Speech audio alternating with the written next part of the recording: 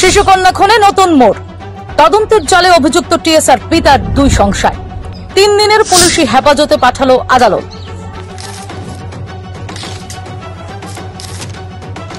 দেড় বছরের শিশুকন্যাকে ঠান্ডা পানীয়ের সাথে বিষ মিশিয়ে খুনের অভিযোগে ধৃত টিএসআর জওয়ান রথীন্দ্র দেববর্মাকে 3 দিনের পুলিশি হেফাজতে পাঠালো আদালত। তবে এই নৃশংস হত্যাকাণ্ডের তদন্তে এবার এক চাঞ্চল্যকর নতুন মোড় এসেছে।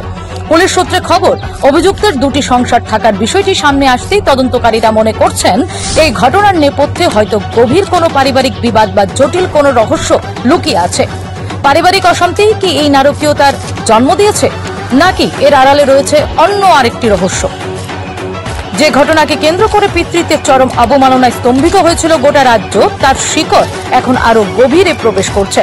প্রাথমিকভাবে মায়ের অভিযোগের ভিত্তিতে অভিযুক্ত বাবাকে গ্রেফতার করা হলেও 2 স্ত্রীর তথ্য সামনে আসায় রহস্য আরো ঘনীভূত হয়েছে।